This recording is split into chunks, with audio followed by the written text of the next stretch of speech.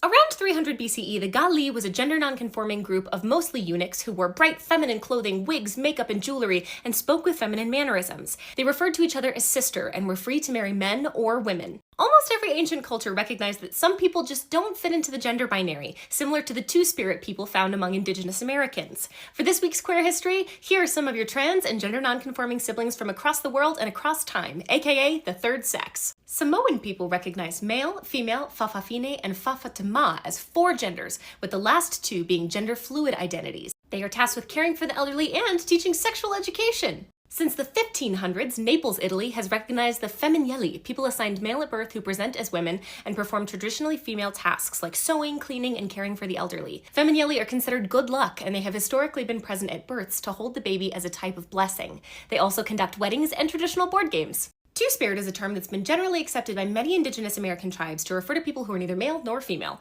For many tribes, gender is viewed as a spiritual entity, and this identity is honorable. Transcending the binary is a way to bring balance to their societies, helping with both traditionally female and male work and caring for the elderly and orphans. It's very important to remember that indigenous tribes are not a monolith, and extensive variations occur from tribe to tribe, which I could make a whole separate video about, but the Cherokee language alone includes 10 different gender-neutral pronouns. In South Asia, including India, Pakistan, and Bangladesh, hijaras are also ceremonial figures at weddings and births. This group could be assigned male at birth, intersex, transgender, or what we would refer to as non-binary. Some hijaras even undergo castration as part of their identity.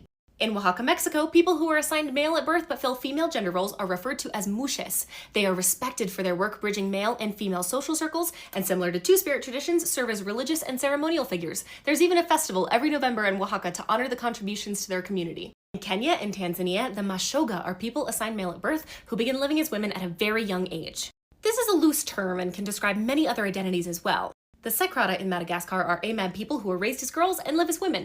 Native Hawaiians use the term mahu to describe someone who is in between genders. In Thailand, Laos, and Cambodia, ladyboys or ketoe have been a generally accepted staple of some societies for thousands of years. In Indonesia, 5 genders have been accepted by the Bugis people, including cis-female, cis-male, intersex, kalalai or chalalai, which is an AFAB person who lives and works as a heterosexual male, and kalabai or chalabai, which is an AMAB person who lives as a woman. There are also the Bisu, who are traditional priests who present androgynously that are considered a combination of male, female, and holy energy. Sometimes they're described as gender transcendent. Physical transitions are not considered necessary in this culture. The only thing they care about is that you're working and contributing to the society. The Bisu were highly persecuted in the 1950s and 60s because of an Islamic fundamentalist movement, but they survive and thrive today, blessing, you guessed it, weddings, along with harvests and new building sites. Since the 1400s, Albania has been home to the Burneshas, which translates to sworn virgins, AFAB people who live as celibate men, often to escape the oppression of the patriarchy. It's estimated there are only about 50 Burneshas left in the world. It's super important to note that these third genders are not the same as transgender people, as there are culturally specific norms and customs that differentiate them. Global gender diversity exists in so many forms that I couldn't list them all in one video, and it's important to remember that a strict gender binary is a product of European colonialism and violent religiosity. Since the beginning of humanity, gender nonconforming people have been celebrated members of their communities who did important caretaking, teaching, healing, and spiritual work. Humans have an innate sense of fluidity, and anyone who tells you that a two-gender system is an undeniable biological fact is actually just uneducated. I love you. I'll see you next week.